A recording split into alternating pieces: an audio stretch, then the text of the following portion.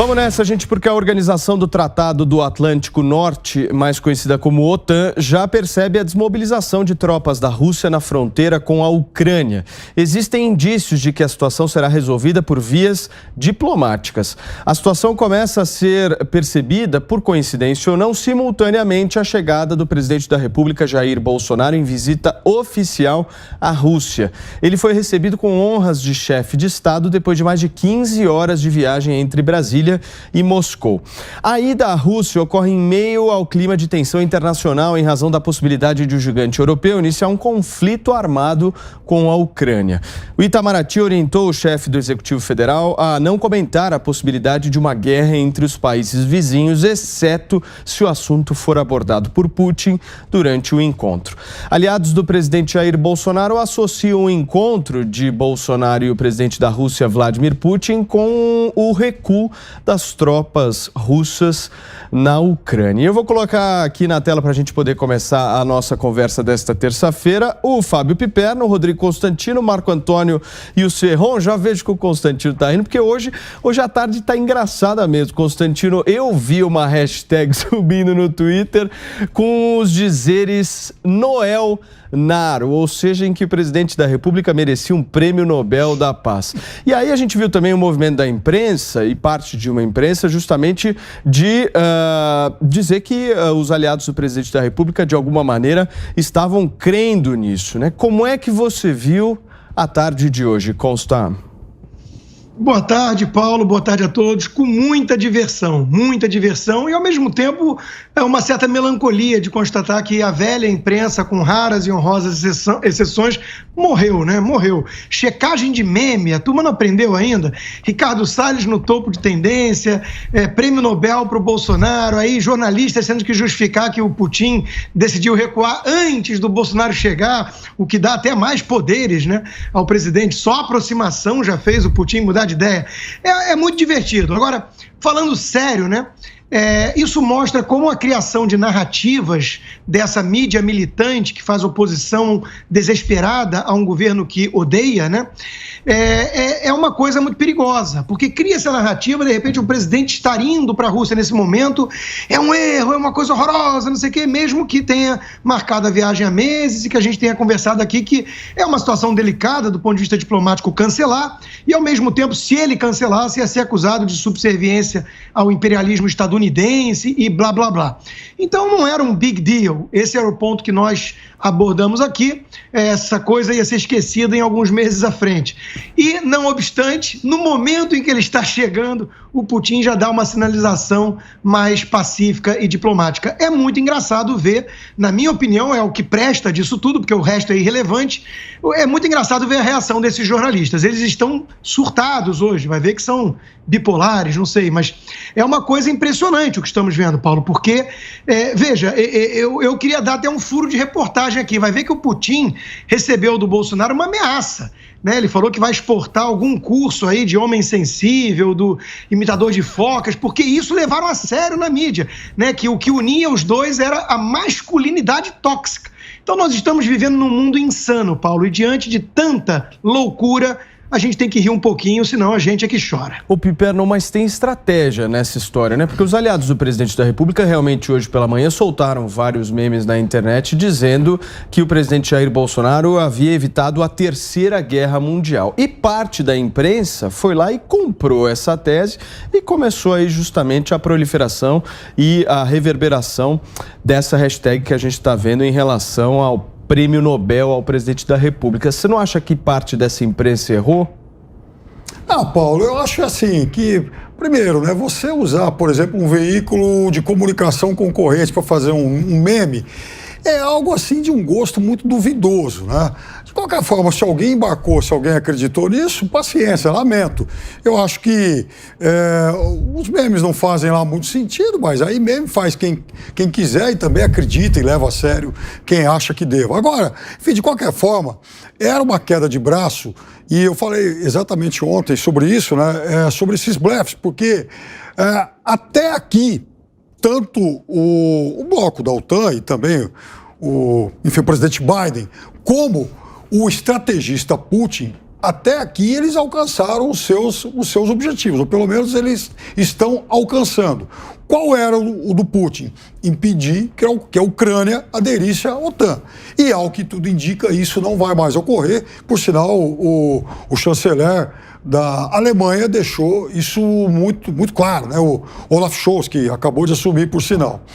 Em relação ao objetivo de Biden e da OTAN de impedir que a Rússia avançasse as fronteiras e invadisse a Ucrânia, me parece que essa ameaça também vai ficando cada vez mais distante, uma vez que parte das tropas russas já deixaram a fronteira. Ou seja, é um jogo que não é para amadores, é exatamente para políticos e países acostumados a esse tipo de queda de braço por hegemonia, por avançar, para usar uma linguagem do pessoal do Super Bowl, avançar jardas aí em relação ao terreno do outro. Agora, eu estou muito curioso para saber realmente o que o Bolsonaro vai fazer nos seus momentos de lazer, né? Porque há uma série de restrições, há quem diga que ele já conseguiu dar uma voltinha hoje, não sei se isso já está ou não confirmado. Mas a verdade é que, veja, é uma visita que vai ficando com seus objetivos, né, cada vez mais esvaziados. Aliás, é difícil até estabelecer um objetivo real para essa viagem, a não ser o fato de que, do ponto de vista diplomático, ela foi muito inoportuna. Se o objetivo era dizer para a Rússia, olha, a gente quer continuar comprando fertilizantes de vocês, puxa vida, acho que não precisava, enfim, deslocar uma comitiva presidencial para lá. E até porque, como a Rússia também não está nadando em dinheiro, a Rússia gosta muito de ter clientes, né, ávidos por esse produto, como é o caso do Brasil. Perfeito. Marco, antes da gente entrar nessa questão da Rússia e da Ucrânia envolvendo o Brasil e os Estados Unidos, eu quero voltar no tema dos memes, porque deu o que falar, isso hoje repercutiu bastante, e eu quero pensar junto contigo justamente essa estratégia por parte dessa mídia em relação ao que foi feito, né? Há um embate constante entre uma parcela da imprensa e o presidente Jair Bolsonaro e seus aliados, e todo mundo sabe disso. Agora, foi estratégico por parte dessa parcela da imprensa dar holofote para uma coisa dessa?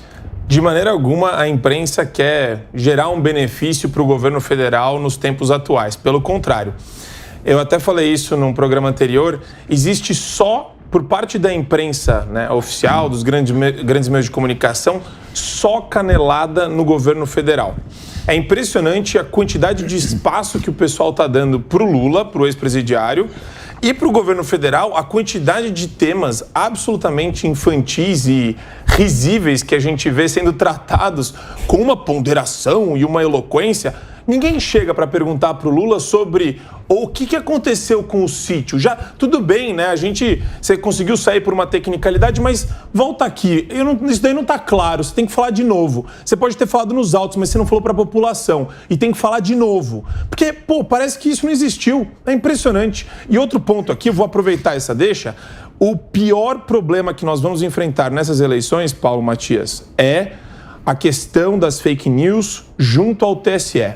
Vai ser uma guerra declarada de um pseudo-ministério da verdade que vai querer dizer o que é e o que não é fake news. Já teve rede de televisão falando que o meme era notícia falsa. Agora, você imagina com a interferência de um tribunal mandando você tirar isso do ar, mandando o Twitter apagar, mandando o Instagram apagar. Eu vejo isso com muito medo, né? A perspectiva de um Tribunal Superior Eleitoral que vai se colocar em cima de questões que são, às vezes, piada, às vezes é uma provocação. E isso é salutar. Quanto mais, né, circulação de ideias e discussões e debates, seja de um meme, seja de uma questão que eu acho que tem muito mais notícia falsa circulando nas grandes redes sociais, nos grandes meios de comunicação, do que na própria vovó do WhatsApp.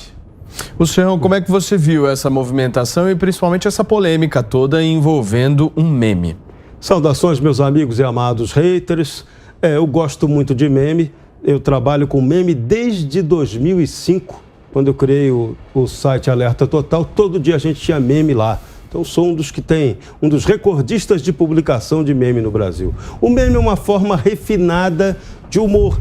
refinada, mas tem dias que ela vira grosseira. E hoje foi o dia da grosseiragem absoluta, né? Bolsonaro evitou uma guerra. Isso daí seria a fake news mais fantástica do mundo, não tivesse sido ela convertida em humor. No caso brasileiro, a gente teve só um brasileiro que realmente evitou uma guerra, que foi Edson Arantes do Nascimento. Em 1969, na Nigéria, o Santos foi fazer uma excursão por lá e o governo daquele momento interrompeu a guerra civil para o Santos poder disputar as partidas lá e não haver problema nenhum. Então, o Pelé foi o primeiro a evitar uma guerra, o primeiro brasileiro. E agora o Jair Bolsonaro, só que não, né? Fake news. Mas a galera botou isso na internet, nas redes sociais, trending topics do Twitter e o mais patético, a reação da imprensa tradicional correndo atrás para negar o que é falso. Sabidamente sabia-se que aquilo era falso. Eram brincadeiras, eram imagens do Bolsonaro e o Putin andando com o ursinho e a onça. Era o Bolsonaro e Putin tomando cerveja, comendo churrasquinho. Eram coisas patéticas. Teve até uma, a que eu mais gostei foi aquela em que aparece o Bolsonaro conversando com o Putin, né? E dizendo, olha, Putin, estou com um problema lá no Brasil. Aí, qual é o problema? Não, tem um pessoal lá na Praça dos Três Poderes, está atrapalhando a gente, não sei o quê. O Putin, general, vou mandar as tropas para Brasília. Né? Teve de tudo. Então, foi um dia de comédia, mas vamos analisar essa comédia de maneira muito séria, porque isso aproxima do ano eleitoral. Essa viagem do Bolsonaro acabou tendo uma repercussão muito maior do que se esperava em função dessa brincadeira, mas chama-se a questão para o problema eleitoral. Vários advogados, tanto de direito eleitoral quanto de direito digital, já advertem que há intenções maléficas do Tribunal Superior Eleitoral em utilizar até a Lei Geral de Proteção de Dados, que pouca gente conhece e domina, para criar censura durante o período eleitoral. Você publicou um meme, esse meme pode ser censurado com base na interpretação legal que será dada pelos homens que comandam o tribunal, a jabuticaba que comanda a nossa eleição. Então, devemos ficar atentos a isso, porque isso vai ser uma polêmica muito ruim quando a eleição começar de verdade. Vai demorar um pouquinho, março ainda vai ter definições partidárias, até o meio do ano quem realmente é candidato, o pau começa a comer de verdade, junho e julho. Fala, Constantino, me pediu a palavra? Pedi sim, Paulo, porque eu queria acrescentar uma coisa. O Marco e o Serrão focaram na questão da censura, principalmente vindo desse TSE aí que parece bastante obcecado em perseguir um lado apenas desse debate nas redes sociais. Mas eu quero chamar a atenção aqui para um aspecto mais cultural e atemporal. É a perda de senso de humor, né? Isso é uma característica típica de revolucionários. Revolucionários totalitários são pessoas, acima de tudo, são doentes e tudo, mas acima de tudo, são chatos. A primeira coisa que se perde quando você quer impor o politicamente correto ao mundo, quando você abraça como um dogma política identitária, quando você se convence que é a alma mais nobre que pairou sobre o planeta e precisa consertar e purificar os outros, né, que são hereges, negacionistas, você se torna, acima de tudo, um chato, um tremendo de um chato. Né, um chato perigoso, porque eles estão avançando com poder. Então eu acho que o dia de hoje serve para divertir um pouquinho, mas também para chamar atenção para esse fenômeno. É um fenômeno muito grave. A gente observa que cada vez mais a esquerda perdeu o seu senso de humor. Até porque como é que você vai fazer humor politicamente correto? O humor é iconoclasta, o humor ele é ousado, ele é irreverente. Então o que a gente está vendo há alguns anos já é a perda da capacidade de um espectro político ideológico de rir acima de tudo de si mesmo. Porque o primeiro ponto do humor, né, é quando você consegue rir de você mesmo. Como é que você vai rir de você mesmo se você leva tudo a sério e tudo te ofende? Né? Eu, por exemplo, não poderia ameaçar, eu não sei quanto tem de altura o Marco Antônio, mas parece alto. É grande. Né? Eu não poderia ameaçar o Marco Antônio do alto dos meus 1,70. Porque, entendeu? Uma coisa assim, o cara não pode brincar com o fato de ser baixinho. Não faz isso, então, Constantino. Realmente você tem toda a razão. O mundo da esquerda é uma coisa insuportável e o que a gente está vendo hoje é isso. A mídia, os jornalistas, por serem militantes revolucionários de esquerda, perderam a capacidade de rir de uma bobagem, de rir de uma brincadeira de rede social. É uma coisa que parece boba, mas expõe algo muito relevante sobre essa turma. Agora, Piperno, expõe também que parte, justamente, pelo menos ao meu ver, eu quero a tua opinião. Eu acho que parte dessa imprensa hoje caiu numa casca de banana, né? Porque com uma ação dessa, com um movimento desse, de alguma maneira fortalece o discurso do presidente da República de um certo embate constante com essa parte da imprensa, ou não? Olha, Paulo, eu também gosto do humor mais corrosivo e, aliás, a gente tem grandes chargistas, né, que são pessoas que apoiam mais a esquerda, inclusive vários que todo dia praticamente fazem alguma sátira ao presidente Bolsonaro. Isso a gente tem nos vários jornais, né? Então, o humor ele não é ideológico. Eu, por exemplo, gosto muito do humor agressivo, corrosivo do Charlie Hebdo francês. Isso já terminou, infelizmente, inclusive em tragédia. Eu lamento muito sempre, né, que o humor seja alvo desses extremistas fundamentalistas. Isso acontece sempre. Agora, hoje, eu não vejo só como uma casca de banana, Paulo. É claro que teve gente que se irritou, enfim, por N razões. Agora, veja, eu, por exemplo, eu trabalho em 3 veículos de comunicação diferentes. Se eu fosse dono de qualquer um dos 3, eu achei, inclusive, engraçada a história do Putin, Bolsonaro evita a Terceira Guerra Mundial. Isso como humor vale.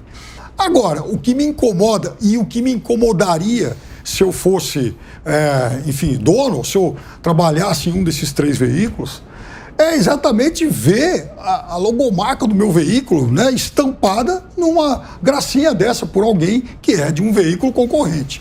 Então, isso, de fato, pode ter incomodado muita gente e aí sim eu acho que com razão. Mas isso que você está mencionando é a questão referente a uma única e específica emissora, certo? Uma única. Mas o que aconteceu hoje foi justamente uma grande parte dos veículos de comunicação mobilizados para dizer que o Ricardo Salles, ex-ministro do Meio Ambiente do governo Bolsonaro, havia publicado uma fake news, certo? Essa foi a movimentação por parte da imprensa. Agora, a minha pergunta... Não levaram a sério.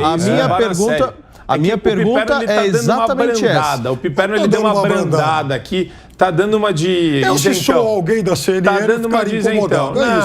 E a CNN publicou, inclusive, um texto Piperno, falando você está falando de uma questão específica. Eu vi uma mobilização geral. Ele não está batendo no ponto.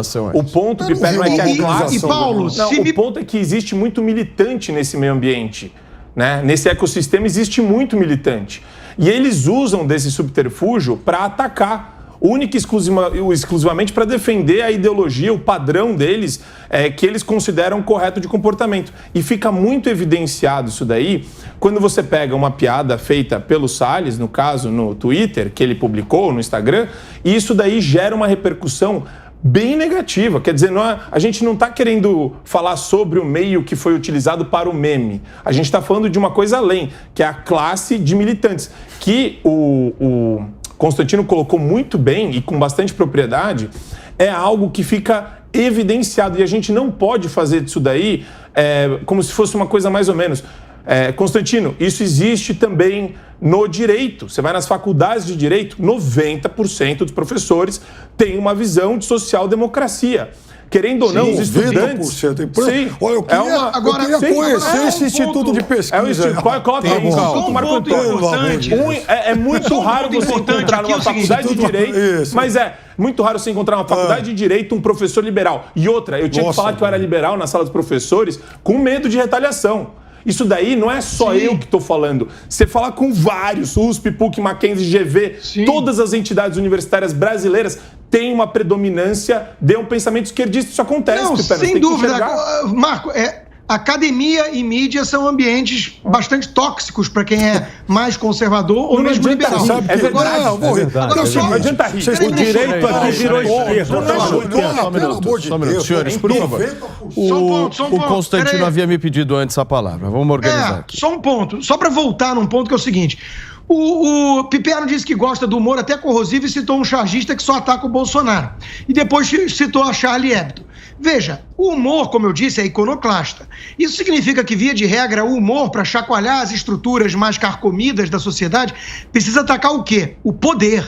Então, fazer piada do Bolsonaro, Piperno, você pode fazer onde você quiser. O Bolsonaro não tem poder para nada, né? Ele não tem poder para nada. Agora, eu quero ver fazer piada com o Islã ou com o Alexandre de Moraes. Aí você está mexendo onde tem poder. O politicamente correto é a hegemonia dentro da mídia, da academia e do Estado. Então, veja, quando eu digo que o humor tem que ser confronto com aquilo que é o poder estabelecido, é exatamente hoje em dia peitar o politicamente correto, a política identitária, essa turma xiita, revolucionária, dogmática que acha que vai salvar o planeta purificando todo mundo e se livrando das impurezas e dos negacionistas. Esses são os totalitários de hoje. E poderosos, muito poderosos. Vai mexer com eles para você ver a consequência, né? Então, estar do lado deles e fazer humor chapa branca, entre aspas, não é fazer humor iconoclasta. Esse era meu ponto. E sobre emissora e embate, aqui é a coisa mais comum do mundo. Fox News e CNN se pegam o tempo todo. Você, Serrão? Pois é, e hoje o Brasil perdeu alguém que sabia fazer jornalismo com humor,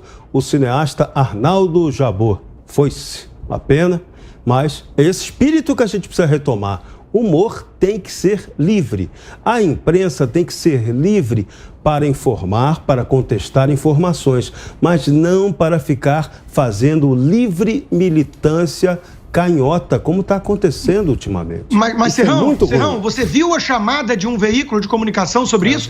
Jabor morre aos 81 anos. Relembre as críticas dele ao governo Bolsonaro. Isso fantástico, é falta de pudor, né? Isso é falta de pudor. Isso é querendo uma explorar coisa mediaticamente. torpe. Então, essa distorção do que é fazer humor, do que é fazer graça, é que está sendo muito ruim hoje no jornalismo brasileiro, que precisa retomar uma seriedade do equilíbrio na abordagem das questões. Vamos parar. Essa história de isenção não existe. Cada veículo é livre para ter a sua posição. O que ele não pode fazer é fazer o estelionato com a sua audiência, com o seu leitor.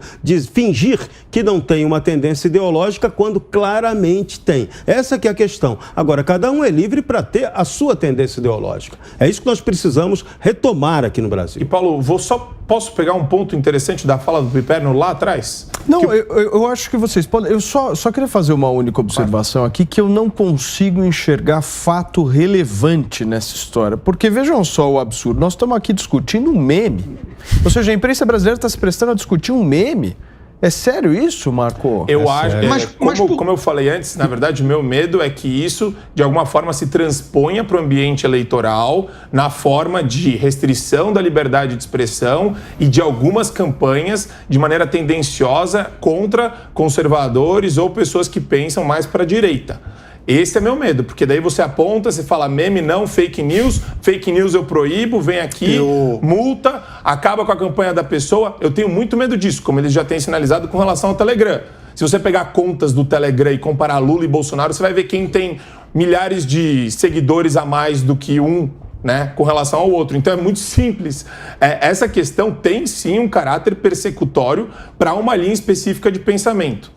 Esse é meu medo. E esse é o grande perigo dessa eleição, que isso já está demarcado que vai acontecer. Fala, Piperno. Pulo de 10. Não, Por favor. O outro ponto que eu chamei atenção na minha primeira fala é que a mídia tinha criado uma narrativa muito exacerbada sobre essa viagem. Então, de repente, teve um anticlímax para eles. Olha, eu não tenho dúvida, Paulo, e eu digo isso com toda a tristeza do mundo, né? Eu não tenho dúvida que tinha jornalista torcendo para o Putin invadir a Ucrânia durante a estadia do Bolsonaro lá. Porque isso ia criar um constrangimento enorme para o presidente Bolsonaro e eles são obcecados em atacar o presidente e só pensam nisso. Então, assim, o nível de loucura dessa turma está indo longe demais. Esse é meu ponto. Não, porque, Piperno, existem tantos outros assuntos para serem abordados, serem fiscalizados pela imprensa. Às vezes eu me paro para pensar e falo, meu Deus do céu, nós estamos discutindo aqui um meme. Não é possível que houve uma mobilização dessas por conta de uma publicação de um ex-ministro. Não estamos nem falando de alguém integrante do governo. Pois é, às vezes também me parece que a imprensa de extrema-direita ela quer ser um ombudsman de tudo, né? Inclusive, olha, Constantino, eu sei me fala um canal de extrema-direita Olha, eu fiquei na dúvida pra você também. o seguinte. Me fala Não, Piperno, posso só fazer uma última observação, que é outra coisa que me assusta. Ao mesmo tempo em que a gente tem essa mobilização e essa discussão sendo feita pela imprensa, do outro lado existem apoiadores do presidente da República crendo nisso. Claro que sim. Que ele salvou Ué. o mundo, evitou a Terceira Guerra uma Mundial. minoria, mas tem. Isso que nós estamos vivendo, senhores. Não, esse orgulho é o disso. Pelo amor de Deus. Não, a gozação ficou clara desde o Não, mas existem, Serrão, muitos não. apoiadores do presidente da República na Uma internet. minoria, Sim, uma minoria. isso existe. Quem vai fazer gozação? Ele solta na gozação. Não. Tem gente que acredita que o Lula não é culpado também. Quem vai fazer gozação tem. disso é um Aqui do sujeito meu lado. inteligente e tal. Agora, uma grande parte do público vai levar a sério mesmo. Né? Agora, respondendo a sua pergunta... Tem gente que leva a sério o Lula inocente, isso é verdade. inclusive, Aí é caso mais de doença mental. Pois é, mais de metade da população brasileira parece que está cometida aí desse tipo de problema, né? Porque a gente está vendo aí várias pesquisas. Segundo o e tal, Data né? Piperno, Segundo junto com o todos Ibope. os datas, né? Aliás, são muitos datas. Vamos ver. Nossa. Muito bem. Serrão, você quer fazer mais alguma colocação, por favor? Só que foi verdade, sim, que o Bolsonaro teria dito para o Putin, não desista da invasão ao diretório do PT, que lá você vai encontrar um monte de coisa errada. Marcou, você. Com relação à primeira fala do Piperno, também eu acho que ele analisou de maneira um pouco equivocada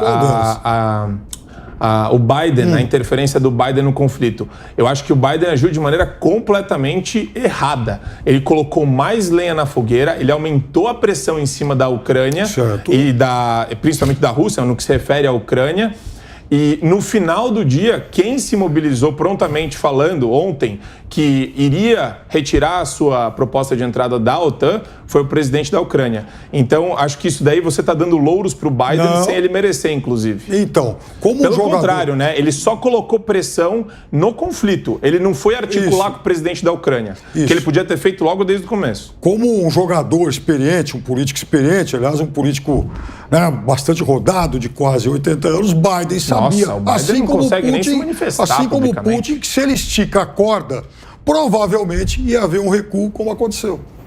Muito bem, gente. Agora vamos falar de questões que realmente tragam algum tipo de retorno ao brasileiro. Vamos falar um pouco das relações comerciais entre Brasil e Rússia, sobre essa viagem do presidente da República. Constantino, pensando na questão prática da história, o presidente da República amanhã tem uma agenda extensa. Inclusive, ele começa a agenda dele em Moscou amanhã, indo numa cerimônia da morte de um soldado, e tem um simbolismo também ideológico nessa primeira agenda, né?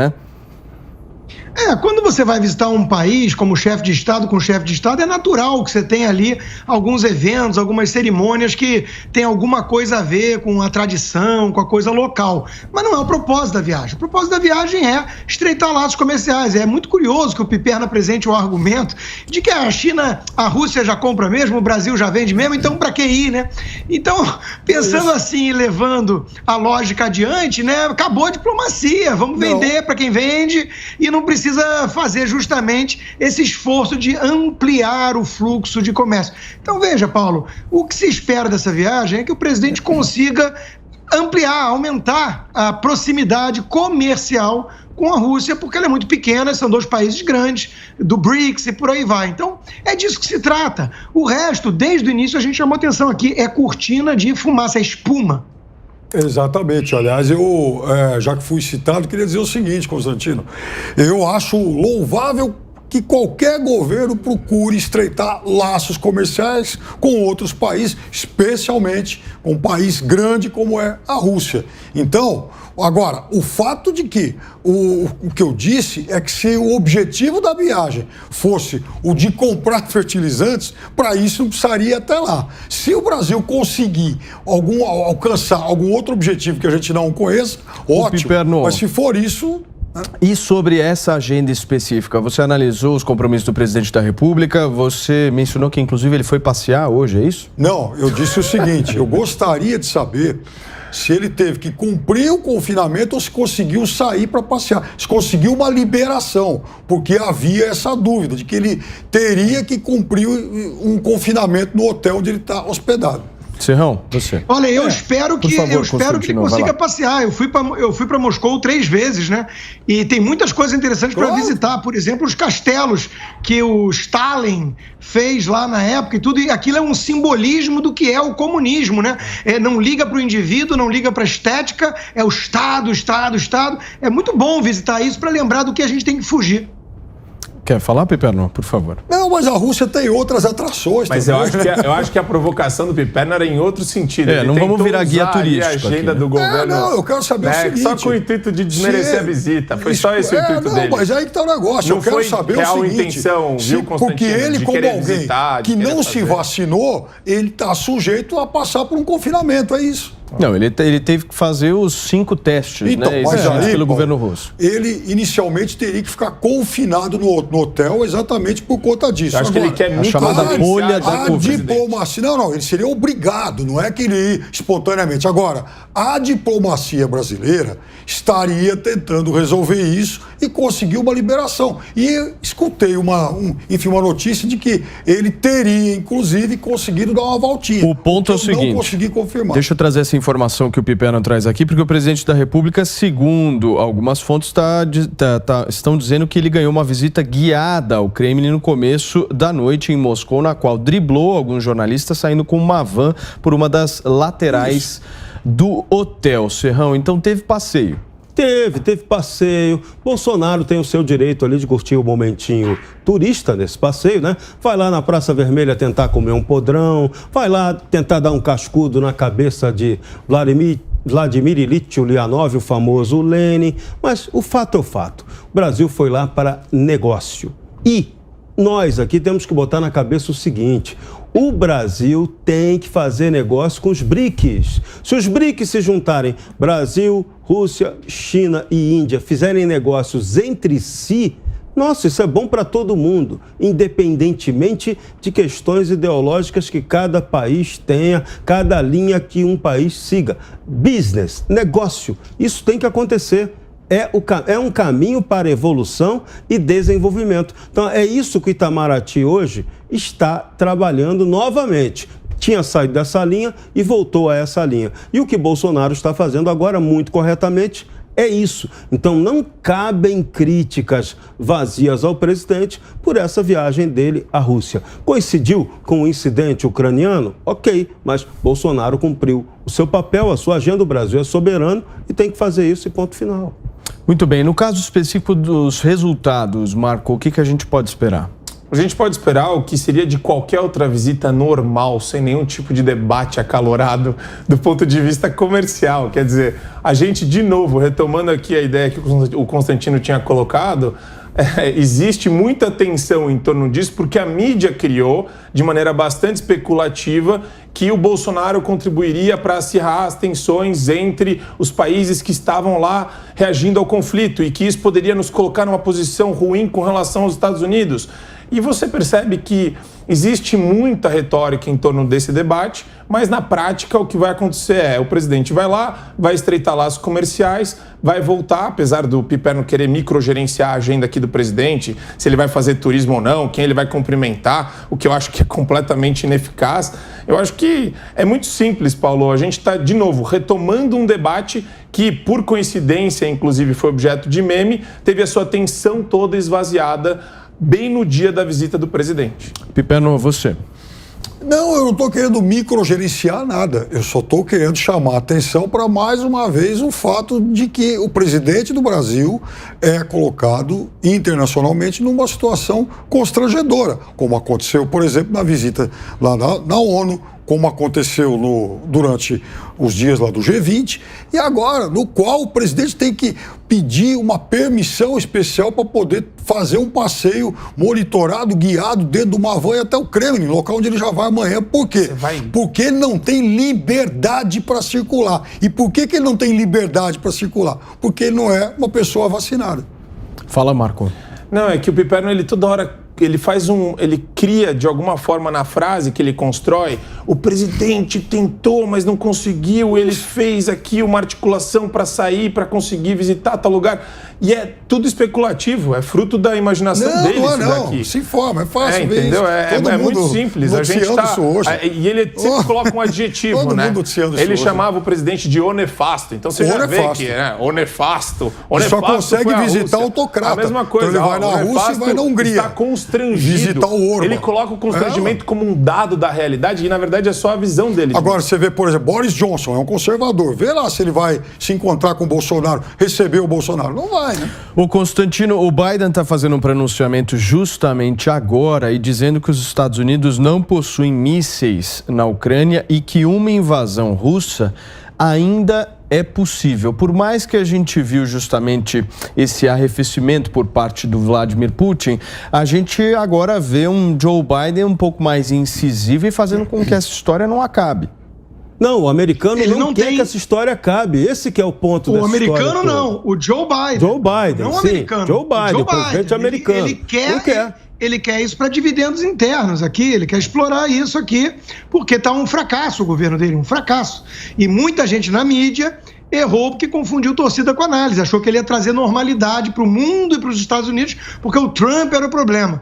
E aí vem um sujeito meio senil, num partido cada vez mais radicalizado à esquerda, que as pessoas questionam quem é que está realmente no comando, já que ele visivelmente não tem muita capacidade decisória, e ele está querendo alimentar isso aí, ele está querendo manter esse clima tenso para sair como o cara que resolveu o problema. É só isso. Aliás, vamos chamar o VAR aqui, Constantino, e fazer justiça, né? Que foram dois criadores de factoide nessa história toda. Um, o Biden, e o outro, Emmanuel Macron, né? Que tenta se reeleger lá na França e agora na presidência da União Europeia. Agora, só uma coisa, Constantino, eu acho que o eleitor americano, então, ele deve estar passando por, assim, algumas décadas de pane mental, porque das últimas 8 eleições para presidente, o Partido Democrata foi mais votado em 7. Então, tem alguma coisa desconectada desse teu discurso aí. Não tem nada de que a América foi desmontada em seus valores. Só um minuto. Fala, Constantino. Não, primeiro que isso mudou totalmente o assunto, né? Eu estou falando da radicalização do Partido Democrata, que é algo documentado, né? Basta você ver as bandeiras, basta você ver Alexandre Ocasio-Cortez, a cara nova do Partido Democrata, basta ver. Mas, enfim, teve mais voto popular, não nos colégios eleitorais. E voto popular é o seguinte, Califórnia é o estado socialista da Califórnia, né? É um mundo à parte. E estão conseguindo quebrar a Califórnia. Veja o estrago que não faz a esquerda. Olha só, Serrão, vou passar a palavra para você, mas o Joe Biden disse mais, disse que os Estados Unidos não são uma ameaça para a Rússia e que os Estados Unidos e os aliados estão mais unidos do que nunca nessa história.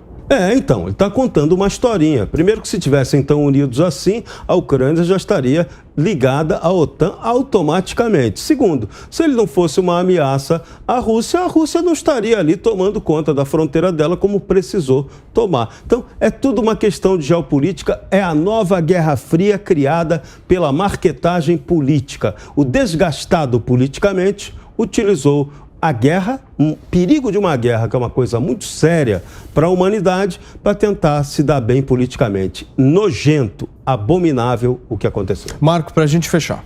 O índice do Joe Biden de aprovação é o pior de todos os tempos. Você percebe isso não só pelo ambiente econômico dos Estados Unidos, a inflação lá é corrosiva também, galopante, mas como aqui o Constantino trouxe, e eu vou abrir para o Piperno, não sei se ele sabe, existe um movimento de migração de pessoas da Califórnia para o Texas e para a Flórida. Essas pessoas elas não conseguem mais viver no ambiente criado pela postura ideológica de governantes democratas, porque aumenta a tributação lá na estratosfera, né? Serviço público de 5ª categoria horrível, um monte de gente morando nas ruas. Tá um negócio assim desesperador. E por que isso, Piperno? Porque eles seguem um manual, né, corrosivo de Estado grande. E você percebe que os estados mais prósperos nos Estados Unidos são os estados que dão mais liberdade para o cidadão desenvolver, empreender e tomar as rédeas da sua vida. O mais próspero, aliás, é a Califórnia.